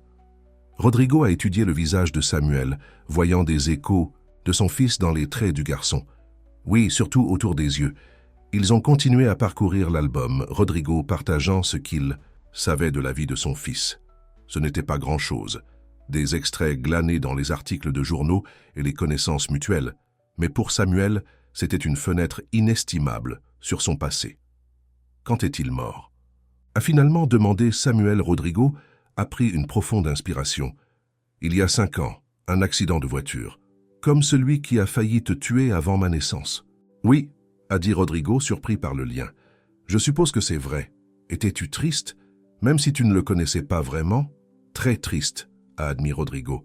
J'ai toujours espéré qu'un jour nous retrouverions. Quand j'ai appris qu'il était mort, j'ai eu l'impression de le perdre une nouvelle fois. Samuel s'est appuyé contre l'épaule de Rodrigo. Mais ensuite, tu m'as trouvé à la place. Oui, et ça a été le plus beau cadeau que j'aurais pu imaginer. Alors que les jours se transformaient en semaines, Samuel s'installa dans la vie avec Rodrigo. Ils ont établi des routines. Le petit déjeuner ensemble avant que Rodrigo n'aille travailler, le dîner où ils partageaient des histoires sur leur journée et les week-ends remplis d'activités que Samuel n'avait jamais vécues auparavant. Musée, match de baseball, partie de pêche. Rodrigo a inscrit Samuel dans une école privée avec un solide système de soutien pour les enfants ayant subi des traumatismes. Le premier jour a été éprouvant pour eux deux. « Et si les autres enfants ne m'aiment pas ?» a demandé Samuel alors qu'il se tenait devant l'impressionnant bâtiment scolaire. Alors il rate l'occasion de connaître une personne incroyable, a répondu Rodrigo. « Sois toi-même, Samuel, les bons amis viendront. » Samuel a ajusté son nouveau sac à dos. « Tu viendras me chercher après l'école ? Je serai là, » a promis Rodrigo. Fidèle à sa parole, Rodrigo attendait. À la sortie de l'école, Samuel est arrivé en courant, le visage illuminé d'excitation. « Comment c'était ?» demanda Rodrigo. « Bien. Il y a un garçon qui s'appelle Michael dans ma classe et qui aime les mêmes jeux vidéo que moi. Et le professeur de sciences a fait une expérience géniale sur les volcans. » Rodrigo écoutait, se réjouissant de l'enthousiasme de Samuel. C'était ça, l'enfance. Excitation, découverte, joie. À la maison, un colis attendait Samuel. Il avait été livré par un coursier du centre de rééducation. « C'est de ma maman, » dit Samuel, l'air incertain. « Tu veux l'ouvrir » demanda Rodrigo. Samuel hocha la tête et déballa soigneusement le colis. À l'intérieur se trouvait un album photo fait main avec une note attachée. « Mon cher Samuel », disait la note, « je voulais que tu aies ces choses. Ce n'est pas grand-chose, mais ça fait partie de ton histoire. Avec tout mon amour, maman. » L'album contenait des photos d'un adolescent et d'une adolescente, les parents de Samuel, ainsi que des tickets de cinéma, des notes qu'ils s'étaient échangées en classe et d'autres souvenirs de leurs jeunes amours. Les dernières pages contenaient des images d'échographie d'un bébé, Samuel, et un bracelet d'hôpital sur lequel était inscrit « Bébé Soares Stevens ». Samuel regarda le tout en silence, le visage impénétrable. « Ça va ?» demanda Rodrigo. « Oui, » répondit Samuel. « C'est juste bizarre de les voir si jeunes, comme s'ils étaient juste des gamins normaux. »« Ils l'étaient, » dit Rodrigo doucement. « Juste deux gamins qui ont fait des erreurs, mais qui t'aimaient tous les deux beaucoup. » Samuel referma soigneusement l'album. « On peut le mettre avec l'autre album, pour que je puisse les regarder tous les deux parfois. »« Bien sûr, » répondit Rodrigo, touché par la demande. Ce soir-là, Rodrigo reçut un appel du directeur du centre de rééducation. « Lucia a terminé son programme aujourd'hui ?» dit le directeur. « Elle est libérée demain. Elle m'a demandé de te le dire. »« Merci, » répondit Rodrigo. « Elle va bien ? Elle est déterminée à rester sobre. Elle a une place dans une maison de transition et un emploi en perspective. C'est un bon début. » Rodrigo réfléchit un instant. « Veuillez lui dire que si Samuel est d'accord, nous serions prêts à déjeuner avec elle ce week-end. » Le lendemain, Rodrigo aborda le sujet avec Samuel. « Ta mère a terminé son programme de traitement. Elle va bien. » Samuel leva les yeux de ses devoirs. « C'est bien, je suppose. Tu aimerais la voir, peut-être déjeuner ensemble ce week-end. » Samuel y réfléchit. « Je suis obligé ? » ?»« Non, » l'assura Rodrigo. « C'est entièrement à toi de décider. » Samuel retourna à ses devoirs pendant 1 minute, puis dit « Je pense que ça pourrait aller. Juste un déjeuner. » « Cependant, juste un déjeuner, » acquiesça Rodrigo, fier de la volonté de Samuel d'essayer. Ce samedi-là, ils ont rencontré Lucia dans un restaurant décontracté près de la maison de transition où elle séjournait. Elle avait l'air plus en forme que la dernière fois qu'ils l'avaient vue, avec des yeux clairs et un sourire nerveux. « Merci d'être venu, » dit-elle en s'asseyant. « Tu as meilleure mine, » observa Samuel brutalement. Lucia rit, un son authentique et spontané. « Je me sens mieux. 90 jours sans rechute. »« C'est bien, » dit Samuel. Puis, inopinément, « Merci pour l'album, c'était cool de voir les photos. » Les yeux de Lucia s'illuminèrent. « De rien, j'ai pensé que tu aimerais les avoir. » Le déjeuner fut parfois gênant, mais il y eut aussi des moments de connexion lorsque Lucia raconta des anecdotes sur le père de Samuel que ni lui ni Rodrigo n'avaient jamais entendues auparavant. « Il était tellement excité lorsqu'il a appris ta naissance, » dit-elle à Samuel. « Même si nous n'étions que des enfants nous-mêmes, il a commencé à faire tous ses projets. Il voulait apprendre à jouer au basket et t'emmener camper. » Samuel absorba chaque mot, construisant une image du père qu'il n'avait jamais connu. Alors qu'ils terminèrent le dessert, Lucia aborda hésitamment un sujet qui lui trottait clairement dans la tête. « J'ai quelque chose à demander. » Ça dit-elle en regardant Rodrigo. Et ce n'est pas grave si la réponse est non. Qu'est-ce que c'est? Demanda Rodrigo. La maison de transition n'est que temporaire. J'épargne pour mon propre logement, mais ça va prendre du temps. Une fois installé, si Samuel le veut, serait-il possible qu'il vienne me rendre visite parfois, juste pour un après-midi ou quelque chose comme ça? Rodrigo regarda Samuel, le laissant prendre les devants. Samuel y réfléchit, le front plissé en concentration. Peut-être, dit-il finalement, si tu continues à aller mieux. Lucia hocha la tête, acceptant la réponse conditionnelle avec grâce. C'est juste. Je vais continuer à aller mieux, Samuel, je te le promets. En se disant au revoir, Lucia tendit à Samuel une petite boîte. C'est pour toi. Ouvre-la quand tu seras rentré à la maison. Dans la voiture, Samuel ouvrit le cadeau. À l'intérieur se trouvait une simple chaîne en argent avec un petit pendentif en forme de ballon de basket. C'était celui de ton père, expliquait Lucia dans une note. Son porte-bonheur. Je veux que tu l'aies. Samuel tenait le collier avec précaution. Je peux le porter? Bien sûr, dit Rodrigo en l'aidant à le mettre. Samuel toucha le pendentif. C'est comme si j'avais un morceau de lui avec moi. Au cours du mois suivant, la vie a repris un rythme confortable. Samuel a prospéré à l'école, s'est fait des amis et a montré un talent particulier pour les sciences. Les visites régulières de la protection de l'enfance se sont déroulées sans problème, Karen Wilson finissant par admettre que Samuel était clairement dans un bon environnement. « Vous avez bien fait avec lui, monsieur Ferraz », dit-elle lors de sa dernière visite obligatoire. « Je vais recommander au tribunal d'accorder la tutelle permanente sans autre supervision. »« Merci », dit Rodrigo. « Ça veut beaucoup dire. » Samuel a continué à voir Lucia pour des déjeuners occasionnels, parfois avec Rodrigo, parfois juste tous les deux. Leur relation était prudente mais chaleureuse, comme une plante se tournant lentement vers le soleil. Rodrigo se trouva plus occupé que jamais, jonglant entre ses responsabilités professionnelles et son nouveau rôle de tuteur de Samuel. Il assistait aux événements scolaires, aidait avec les devoirs et apprenait à naviguer dans le paysage émotionnel complexe d'un enfant qui avait connu l'abandon et la perte. Il y eut des jours difficiles, des moments où Samuel se repliait sur lui-même ou s'emportait contre l'injustice de son passé. Mais il y eut aussi des moments de pure joie que Rodrigo chérissait. Apprendre à Samuel à nager dans la piscine de l'appartement, voir son visage s'illuminer lorsqu'il maîtrisait un concept mathématique difficile, l'entendre rire, de blagues stupides. Un soir, alors qu'il jouait à un jeu de société dans le salon, Samuel posa une question qui lui trottait clairement dans la tête.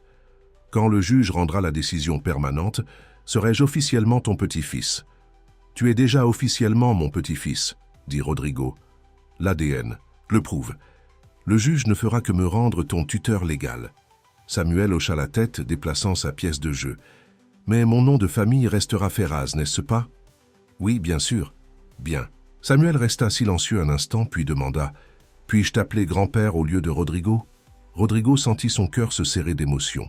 « J'aimerais beaucoup ça. » Samuel sourit, un sourire complet et sincère qui transforma son visage sérieux. « D'accord, grand-père, à ton tour. » Alors que Samuel allait se coucher ce soir-là, Rodrigo s'assit dans son bureau, submergé par l'ampleur des changements survenus dans sa vie en si peu de temps. De la solitude et du regret au but et à la joie, tout cela grâce à une rencontre fortuite avec un garçon affamé au coin d'une rue. Le nom qu'il n'avait jamais oublié, Samuel Ferraz, ne l'avait pas conduit au fils qu'il avait perdu, mais au petit-fils qu'il ne savait pas avoir. Une seconde chance pour la famille, pour l'amour, pour laisser un héritage au-delà de son succès professionnel. Rodrigo ouvrit le tiroir de son bureau et sortit un vieux papier jauni. Sur celui-ci, de son écriture beaucoup plus jeune, était écrit un seul nom. Samuel. Il l'avait écrit le jour de la naissance de son fils avant qu'on ne lui prenne le bébé. Une promesse à lui-même qu'il n'oublierait jamais. Et il ne l'avait pas fait. D'une certaine manière, à travers le temps et les circonstances, ce nom avait retrouvé son chemin jusqu'à lui. Mais même si Rodrigo se prélassait dans la joie de sa nouvelle vie avec Samuel, il ne pouvait se débarrasser du sentiment que des défis restaient à relever.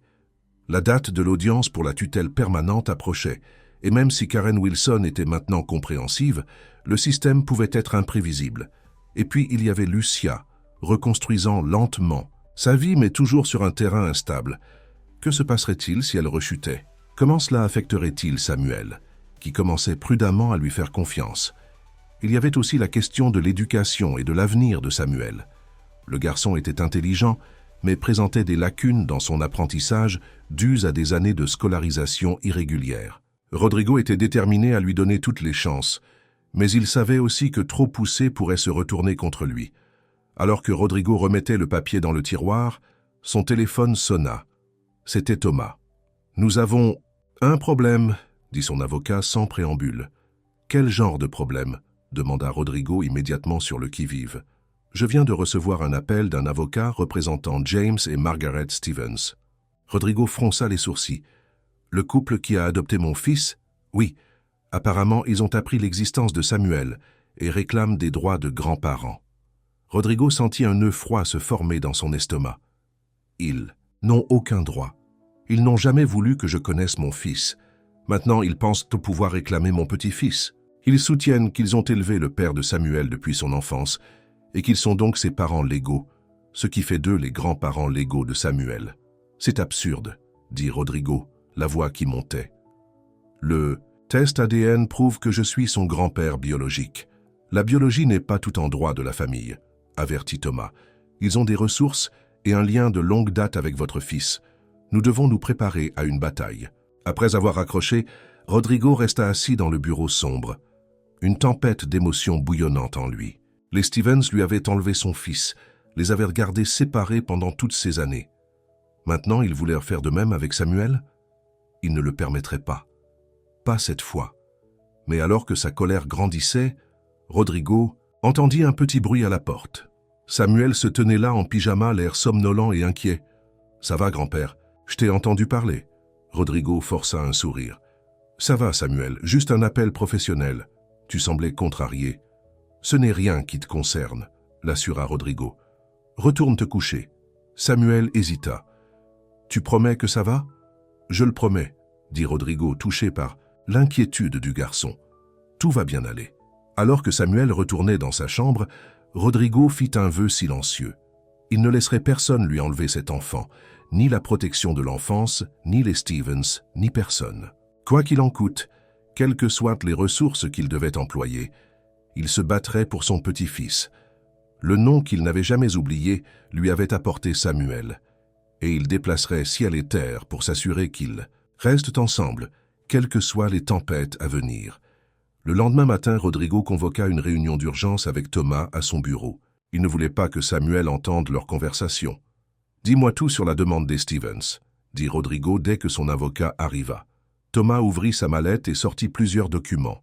James et Margaret Stevens ont tous deux la 70 maintenant. Ils sont riches, bien connectés, et ils ont engagé l'un des meilleurs avocats en droit de la famille de l'État. « Pourquoi maintenant ?» demanda Rodrigo en arpentant la pièce. « Pourquoi se manifester, après tout ce temps ?» Apparemment, ils ont vu une photo de vous et de Samuel dans les pages de la société. L'article mentionnait votre relation. Ils ont reconnu la ressemblance de Samuel avec leur fils et ont fait le rapprochement. Rodrigo passa une main dans ses cheveux. Qu'est-ce qu'ils demandent exactement?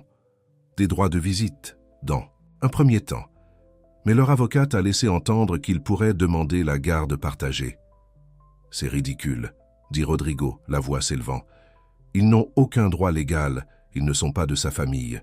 Aux yeux de la loi, ils étaient les parents légaux de votre fils, expliqua Thomas patiemment. Cela leur donne des raisons de demander au minimum des droits de grands-parents. Savent-ils quelque chose de Lucia, qu'elle fait partie de la vie de Samuel maintenant? Thomas hocha la tête. Oui, et ils l'utilisent dans leur argumentation. Ils prétendront qu'avec sa mère qui lutte toujours contre la dépendance, et vous qui êtes un ajout récent dans sa vie, ils peuvent apporter la stabilité en tant que parents qui ont élevé son père.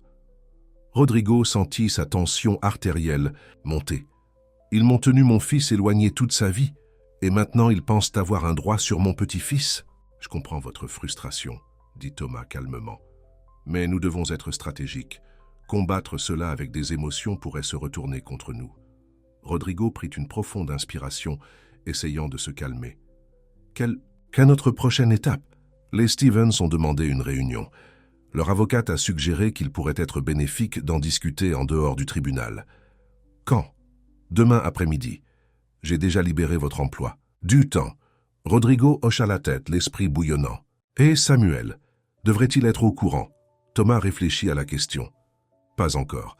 Voyons d'abord ce que veulent vraiment les Stevens. Inutile d'inquiéter inutilement l'enfant. Quand Rodrigo rentra à la maison ce soir-là, il trouva Samuel dans le salon avec Elena. Il travaillait sur un projet scientifique impliquant une maquette du système solaire. « Grand-père, regarde !» dit Samuel avec enthousiasme. « Nous avons fait Jupiter avec toutes ses lunes. » Rodrigo sourit, repoussant ses inquiétudes pour le moment. « C'est fantastique. Vous avez fait du bon travail. Elena m'a aidé à bien ajuster les tailles, » admit Samuel. « Savais-tu que Jupiter a 79 lunes? On n'a pas pu toutes les faire, cependant. » Ce serait un sacré défi, acquiesça Rodrigo, reconnaissant envers Elena de garder Samuel occupé. Après le dîner et après avoir aidé Samuel avec ses devoirs réguliers, Rodrigo le coucha. C'était devenu leur rituel nocturne, un rituel que Rodrigo chérissait. « Grand-père » demanda Samuel alors que Rodrigo s'apprêtait à éteindre la lumière. « Il y a quelque chose qui ne va pas? Tu as l'air inquiet ?» Rodrigo était constamment surpris par la perspicacité de Samuel. Le garçon ne manquait rien. « Juste des soucis professionnels » dit Rodrigo, ne voulant pas mentir, mais n'étant pas prêt à partager toute la vérité. « Rien qui te concerne. » Samuel n'avait pas l'air convaincu. « Est-ce à propos de moi quelqu'un essaie de me faire partir ?» Rodrigo s'assit au bord du lit. « Pourquoi penses-tu ça ?»« Parce que c'est toujours ce qui arrive, » dit Samuel simplement. « Chaque fois que les choses commencent à bien aller, quelque chose de mauvais arrive. » L'honnêteté brute dans les paroles du garçon brisa le cœur de Rodrigo. Dans sa courte vie, Samuel avait déjà appris à s'attendre à la déception et à la perte. « Samuel, écoute-moi, » dit Rodrigo, prenant les mains du garçon dans les siennes. « Il y a des choses compliquées pour les grands qui se passent, mais je te le promets, je ne laisserai jamais personne te prendre. Tu es mon petit-fils et nous appartenons ensemble. Tu me crois ?» Samuel étudia le visage de Rodrigo, cherchant des assurances. « Je te crois, » dit-il finalement. « Bien. Maintenant, dors un peu, tu as ton contrôle de maths demain. » Alors que Samuel s'endormait, Rodrigo resta à ses côtés, observant la douce montée et descente de sa poitrine. Cet enfant était devenu le centre de son monde en si peu de temps. La pensée de le perdre était insupportable. Le lendemain, Rodrigo arriva au bureau de Thomas prêt pour la bataille. Il fut surpris de trouver non seulement l'avocate des Stevens qui attendait, mais aussi James et Margaret Stevens eux-mêmes. James Stevens était grand et distingué, avec des cheveux argentés et une expression sévère. Margaret était petite, avec des cheveux blonds soigneusement coiffés et un collier de perles coûteux. Ils regardèrent tous les deux Rodrigo avec une hostilité ouverte. « Monsieur Ferraz », commença l'avocate des Stevens, une femme nommée Patricia Reynolds. « Merci d'avoir accepté cette réunion. Mes clients sont désireux de discuter d'une solution qui sera dans le meilleur intérêt de Samuel. » « Son meilleur intérêt est de rester avec son grand-père biologique, » dit Rodrigo fermement. « Après seulement 2 mois sous vos soins, » dit Margaret Stevens sèchement. « Nous avons élevé son père pendant 18 ans. Nous savons ce qui est le mieux pour notre famille. » « Votre famille ?» Rodrigo ne put empêcher l'amertume de sortir de sa voix. « Vous avez éloigné mon fils de moi. Vous avez changé son nom. Vous vous êtes assuré que je ne puisse jamais le retrouver. Nous lui avons donné un foyer stable et aimant, rétorqua James, ce qui est plus que ce que vous auriez pu lui fournir en tant qu'étudiant sans le sou. Vous ne m'avez jamais donné la chance d'essayer, dit Rodrigo. Et maintenant vous voulez vous injecter dans la vie de Samuel après qu'il a enfin trouvé la stabilité avec moi. Nous avons le droit de connaître notre petit-fils, insista Margaret, sa voix se brisant légèrement. Quand notre Samuel, est mort, nous avons tout perdu. Découvrir ce garçon, c'est comme retrouver un morceau de notre fils. Thomas se racla la gorge. Peut-être pourrions-nous nous concentrer sur la recherche d'un terrain d'entente.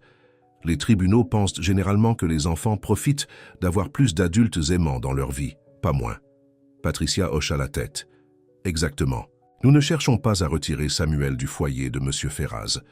Nous demandons simplement des droits de visite réguliers.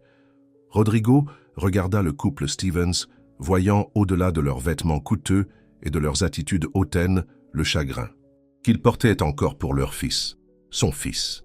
Malgré tout, il l'avait aimé. C'était quelque chose qu'il partageait. « Qu'est-ce que vous proposez exactement ?» demanda Rodrigo, le ton plus doux. « Initialement, des visites supervisées 2 fois par mois, » expliqua Patricia. Au fur et à mesure que tout le monde sera plus à l'aise, peut-être des visites de week-end chez les Stevens. Ils ont une belle propriété dans le Connecticut avec beaucoup d'espace pour qu'un jeune garçon puisse jouer. Rodrigo considéra l'offre. S'il contestait cela devant les tribunaux, ce serait compliqué et public. Samuel serait pris au milieu. Même si Rodrigo gagnait, le processus lui-même pourrait être traumatisant pour le garçon. « J'ai besoin de réfléchir à ça », dit-il finalement. « Et j'ai besoin de parler à Samuel. Cela l'affecte le plus. » « Bien sûr, » acquiesça Patricia, « mais nous apprécierions une réponse rapide. Mes clients sont impatients de rencontrer leur petit-fils. » Alors qu'il partait, Margaret Stevens arrêta Rodrigo. « Puis-je vous demander quelque chose ?» Rodrigo hocha la tête prudemment. « Est-il comme notre Samuel? Aime-t-il aussi le basket ?» La question était si inattendue, si humaine, que Rodrigo sentit sa colère s'adoucir. « Je ne sais pas encore. Il est toujours en train de découvrir ce qu'il aime. Mais il porte le pendentif de basket de son père tous les jours. » Les yeux de Margaret se remplirent de larmes. « Je l'ai donné à notre Samuel pour son 13e anniversaire. Il ne l'a jamais enlevé. » Le simple lien, le pendentif passant de père en fils, sembla changer quelque chose dans l'air entre eux. « Je vous contacterai bientôt. » Promit Rodrigo, constatant qu'il le pensait. Ce soir-là, Rodrigo s'assit avec Samuel pour une conversation difficile. Il expliqua en termes simples qui étaient les Stevens et ce qu'ils voulaient. « Donc ce sont comme mes autres grands-parents ?» demanda Samuel, essayant de comprendre. « D'une certaine manière, oui. Ce sont les gens qui ont élevé ton père après son adoption. » Samuel réfléchit à cela. « L'aimait-il? » ?»« Oui, je crois qu'il l'aimait beaucoup. »« Et ils veulent me rencontrer parce que je leur rappelle lui? » »« C'est ça. » Samuel joua avec le pendentif de basket autour de son cou. « Dois-je les rencontrer? »« Non, » dit Rodrigo fermement. « Tu n'es pas obligé de faire quelque chose qui ne te met pas à l'aise. Mais je veux que tu saches que si tu décides de les rencontrer un jour, cela ne changera rien entre nous. Tu resteras mon petit-fils. Tu continueras à vivre ici avec moi. » Samuel resta silencieux longtemps, traitant cette nouvelle information. « Puis-je y réfléchir? » « Bien sûr, » dit Rodrigo, soulagé par l'approche réfléchie de Samuel. « Prends tout le temps qu'il te faut. » Le lendemain, Lucia appela, avec des nouvelles. « J'ai trouvé un emploi, dit-elle, l'excitation dans la voix. Un vrai travail avec des avantages et tout. Je travaillerai comme assistante dans une clinique vétérinaire. »« C'est merveilleux, » dit Rodrigo sincèrement. « Félicitations. Et j'ai trouvé un appartement. Il est petit, mais il est propre et dans un quartier décent. J'emménage la semaine prochaine. »« Je suis fier de toi, Lucia, » dit Rodrigo, le pensant. Son rétablissement semblait réel cette fois-ci. « Merci, » dit-elle, semblant gênée par les éloges. « Comment va Samuel? »« Il va bien. Mais il y a un nouveau développement dont je devrais te parler. » Rodrigo expliqua l'histoire des Stevens et leurs revendications. « Ont-ils un cas? »« Qu'est-ce » demanda Lucia, l'inquiétude évidente dans sa voix. « Peut-être. Thomas pense que le tribunal pourrait leur accorder des droits de visite au minimum. » Lucia resta silencieuse un instant. « Serait-ce si grave? Je veux dire, ils étaient importants pour le père de Samuel. Peut-être pourrait-il raconter à Samuel des histoires à son sujet que nous ne pouvons pas raconter. » Rodrigo fut surpris par son point de vue. « Tu ne penses pas qu'ils essaient de le prendre? D'après ce que tu m'as dit, on dirait qu'ils sont juste en deuil et cherchent un lien avec leur fils. Je comprends ce sentiment. » Ces paroles donnèrent à Rodrigo matière à réflexion. Peut-être laissait-il son vieux ressentiment obscurcir son jugement. « Je vais réfléchir à ce que tu as dit, oh, promit-il. Ce week-end-là, Samuel a passé sa première nuit chez un ami. Le pentouse silencieux donna à Rodrigo le temps de réfléchir à tout ce qui s'était passé au cours des derniers mois. Sa vie avait complètement changé depuis cette rencontre fortuite avec un garçon affamé dans un coin de rue. Son téléphone sonna, interrompant ses pensées. C'était le juge Martinez. « Roberto, tout va bien ?» demanda Rodrigo. « J'ai entendu parler de la revendication des Stevens, » dit le juge. « La rumeur court vite dans les milieux juridiques. Qu'est-ce que tu en penses? Devrais-je m'inquiéter, honnêtement? Je pense que tu dois considérer ce qui est vraiment le mieux pour le garçon. Combattre ça pourrait tourner au vinaigre. Les enfants perçoivent les conflits, et cela les affecte profondément. Donc tu penses que je devrais simplement céder, les laisser avoir accès à Samuel? Je pense que tu devrais envisager le fait qu'avoir plus de gens qui se Soucien de lui dans sa vie pourrait en fait être une bénédiction pour Samuel. Tout le monde n'est pas un ennemi, Rodrigo. Après avoir raccroché, Rodrigo se retrouva à regarder l'album photo avec des photos de son fils. Les Stevens lui avaient ordonné une bonne vie, éducation, opportunité, amour. Rodrigo aurait-il pu faire mieux en tant qu'étudiant sans le sou? Il ne le saurait jamais. Mais ce qu'il savait, c'est que Samuel méritait toutes les chances de connaître le bonheur. Si cela signifiait laisser les Stevens entrer dans sa vie, c'était peut-être un prix à payer. Le lendemain, au retour de Samuel, plein d'histoires sur sa nuit passée chez ses amis, Rodrigo lui demanda s'il avait réfléchi à la rencontre avec les Stevens. « Un peu », répondit Samuel. « Michael, mon ami de l'école, il a 4 grands-parents.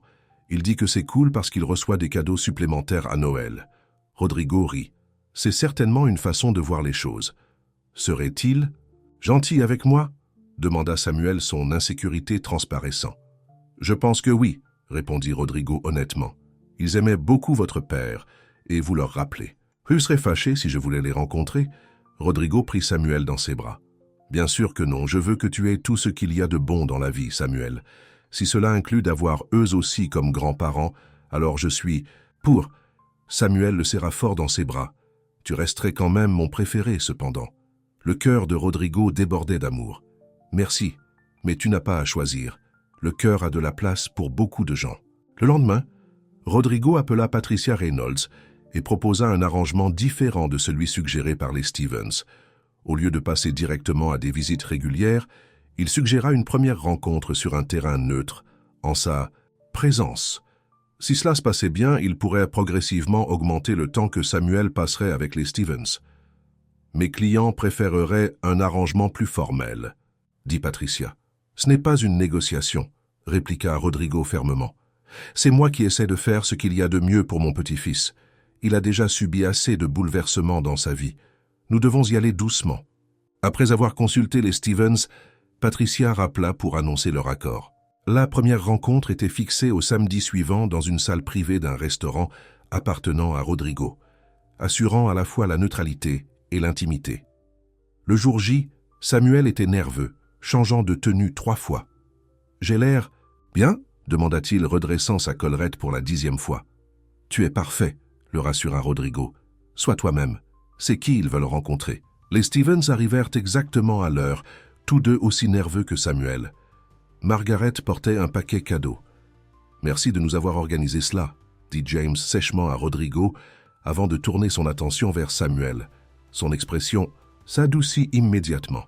« Bonjour Samuel, je suis James Stevens et voici ma femme Margaret. »« Bonjour », dit Samuel timidement, restant près de Rodrigo. « Nous t'avons apporté quelque chose », dit Margaret en tendant le paquet. « Si cela ne vous dérange pas », ajouta-t-elle en regardant Rodrigo. Rodrigo hocha la tête et Samuel accepta le cadeau. À l'intérieur se trouvait un ballon de basket signé par toute l'équipe du collège de son père. « Votre père était le capitaine de l'équipe en dernière année », expliqua James. « Il les a menés au championnat d'État. » Les yeux de Samuel s'écarquillèrent. « Vraiment? Il était aussi bon que ça ?»« Il était exceptionnel », dit James, la fierté évidente dans sa voix. « Nous avons gardé tous ces trophées et ces photos. Nous aimerions vous les montrer un jour. » La glace brisée par le cadeau, ils s'assirent pour déjeuner. La conversation fut d'abord maladroite, puis devint plus naturelle, lorsque les Stevens se racontèrent des histoires sur le père de Samuel, ses bêtises d'enfant, ses réussites d'adolescent, ses années de collège. Il avait un grand sens de l'humour, se rappela Margaret, souriant au souvenir. Il pouvait toujours faire rire les gens, même dans des situations tendues, comme Samuel, observa Rodrigo. Il a un merveilleux don pour trouver de l'humour dans des endroits inattendus. Les Stevens furent surpris par la contribution de Rodrigo, puis heureux. Au fil du repas, une fragile compréhension commença à se former entre les adultes. Ils aimaient tous le garçon assis à table, chacun à leur manière, et ils avaient tous aimé son père, même s'ils avaient vécu des aspects différents de sa personnalité. À la fin du déjeuner, Samuel s'était considérablement détendu, posant aux Stevens des questions sur son père et manifestant un intérêt sincère pour leurs réponses. « Pourrais-je voir ces trophées un jour ?» demanda-t-il au moment des adieux. « Bien sûr », dit Margaret rapidement. « Nous avons gardé sa chambre exactement comme elle était. Tout est là qui vous attend. Nous n'allons pas précipiter les choses. ajouta James en regardant Rodrigo. Mais nous serions honorés de partager ces souvenirs avec vous dès que vous serez prêt. En partant, Margaret hésita, puis tendit à Rodrigo une petite enveloppe. « C'est pour vous, » dit-elle doucement.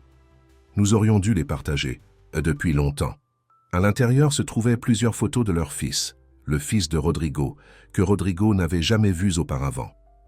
Des photos de bébés, des portraits scolaires, des photos de sport culminant avec une photo de remise de diplôme universitaire. « Merci, » dit Rodrigo, la voix pleine d'émotion.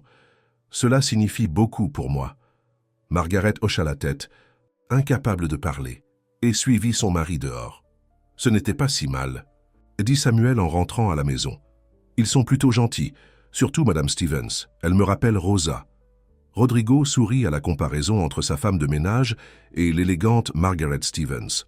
« Aimerais-tu les revoir ?» Samuel hocha la tête. « Je veux voir tout ce qui concerne mon père, mais seulement si tu viens aussi, » ajouta-t-il rapidement. « On trouvera une solution, » promit Rodrigo. Au cours des semaines suivantes, une nouvelle routine s'installa. Samuel voyait les Stevens une fois par semaine, généralement en présence de Rodrigo. Il déjeunait aussi avec Lucia un week-end sur deux, l'emmenant parfois ensuite au penthouse pour jouer à des jeux de société ou regarder des films. Lentement, prudemment, une sorte de famille élargie se formait autour de Samuel. Grands-parents, biologiques et adoptifs, une mère luttant pour sa sobriété, et au centre, Rodrigo, le grand-père qu'il avait trouvé par hasard et avait refusé de le laisser partir. La date de l'audience pour la tutelle permanente arriva enfin. La salle d'audience était plus pleine cette fois-ci, avec non seulement Lucia mais aussi les Stevens. À la surprise générale, ils avaient retiré leur requête pour une visite ordonnée par le tribunal, soumettant à la place une lettre de soutien à la demande de tutelle de Rodrigo. « Nous avons eu l'occasion d'observer M. Ferraz avec Samuel », indiquait la lettre. « Il est évident qu'ils partagent un lien profond et que Samuel s'épanouit sous ses soins. Bien que nous chérissions notre relation grandissante avec notre petit-fils, nous pensons que sa maison permanente devrait être chez M. Ferraz. » Lorsque le juge Reynolds lut ce passage à haute voix, Rodrigo regarda les Stevens avec surprise. James hocha la tête formellement, tandis que Margaret esquissa un petit sourire. Étant donné le soutien unanime de toutes les parties concernées et les preuves claires que Samuel s'épanouit sous les soins de M. Ferraz, ce tribunal accorde la tutelle permanente à Rodrigo Ferraz avec des droits de visite standards pour Lucia Suarez à convenir d'un commun accord. L'audience est levée. Alors que les gens commençaient à sortir de la salle d'audience, Samuel tira la manche de Rodrigo. « C'est officiel maintenant? Tu es vraiment mon grand-père pour toujours? »« Oui, » dit Rodrigo, le cœur rempli. « Pour toujours et à jamais. » Samuel jeta ses bras autour de la taille de Rodrigo. « Le plus beau jour de ma vie. » Devant le palais de justice, Rodrigo s'approcha des Stevens. « Merci pour votre soutien. C'était inattendu, mais grandement apprécié. » James lui tendit la main. « Nous en sommes venus à comprendre que nous battre pour Samuel ne ferait que lui faire du mal. Il a besoin de stabilité, pas de conflit. Et il est clair qu'il vous appartient, » ajouta Margaret. « La façon dont il vous regarde, c'est ce qui compte. Votre arrangement de visite continuera, bien sûr, » les rassura Rodrigo. « Samuel apprécie son temps avec vous. Et nous avec lui, » dit James. « C'est un garçon remarquable. » Alors que les Stevens disaient au revoir à Samuel, promettant de le voir ce week-end, Lucia s'approcha de Rodrigo. « Félicitations. »« Asha, » dit-elle sincèrement. « J'ai toujours su que vous gagneriez, mais c'est bien de l'avoir officiellement. Merci pour tout, Lucia. Votre soutien a beaucoup compté pour nous deux. » Elle sourit, ayant l'air plus saine et plus heureuse qu'il ne l'avait jamais vue. 6 mois de sobriété maintenant, un jour à la fois. « Je suis fier de toi, » dit Rodrigo. « Et Samuel aussi. Il parle de toi tout le temps. » Les yeux de Lucia se remplirent de larmes. « Je n'aurais jamais pensé avoir une seconde chance avec lui. Merci de rendre cela possible. » Après le départ de tout le monde, Rodrigo emmena Samuel prendre une glace pour fêter ça. « Alors, que se passe-t-il maintenant ?» demanda Samuel en s'attaquant à son sundae au chocolat chaud. « Maintenant, on continue, » dit Rodrigo. « Tu continues à aller à l'école, à te faire des amis, à grandir. Je continue à prendre soin de toi et à gérer mon entreprise. Nous continuons à construire notre vie ensemble. Et maman et les Stevens, ils feront aussi partie de notre vie à leur manière. Tu es un garçon chanceux, Samuel. Il y a beaucoup de gens qui t'aiment. Samuel lécha sa cuillère pensivement. Je sais, mais tu m'as trouvé en premier. Si tu ne t'étais pas arrêté ce soir-là et ne m'avais pas demandé si j'avais faim, rien de tout cela ne serait arrivé. Antoine.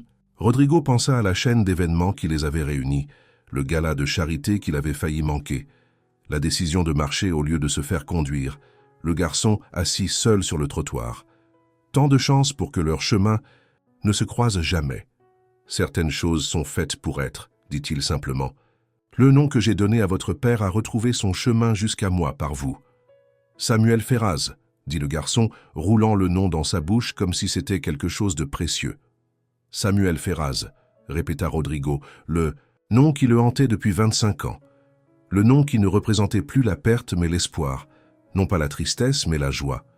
6 mois plus tard, Rodrigo se tenait dans l'embrasure de la porte de la chambre de Samuel, le regardant dormir.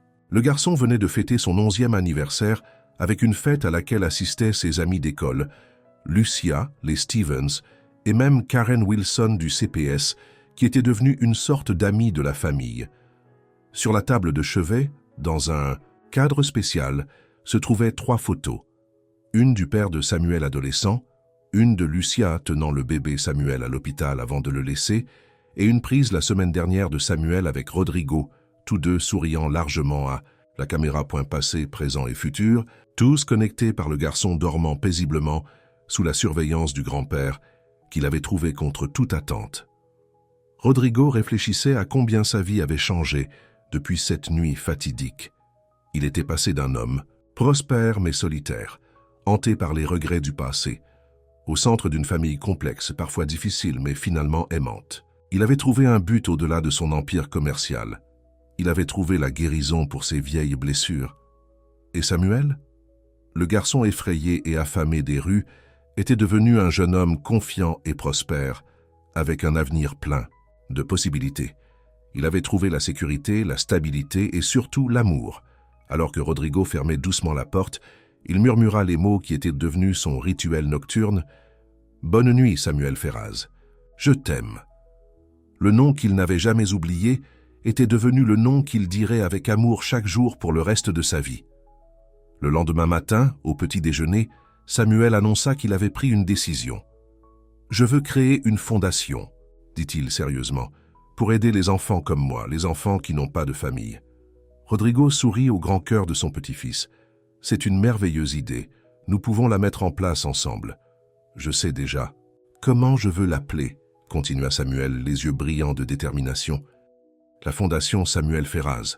Pour nous deux, mon père et moi. » Rodrigo sentit son cœur gonfler de fierté et d'amour. Ce garçon qui était entré dans sa vie si inopinément pensait déjà à la manière d'aider les autres. « Parfait, » dit Rodrigo, « ce sera la fondation Samuel Ferraz. » Alors qu'il commençait à planifier, Rodrigo réalisa que le nom qu'il n'avait jamais oublié allait maintenant vivre d'une nouvelle manière. Non pas seulement comme un souvenir de ce qui avait été perdu, mais comme un héritage d'espoir, pour l'avenir. Le cercle était bouclé. La douleur du passé s'était transformée en la promesse de demain. Tout cela grâce à un garçon affamé dans un coin de rue qui partageait un nom qui attendait depuis 25 ans de rentrer à la maison. Samuel Ferraz, le nom qu'il n'a jamais oublié, le nom qui a tout changé.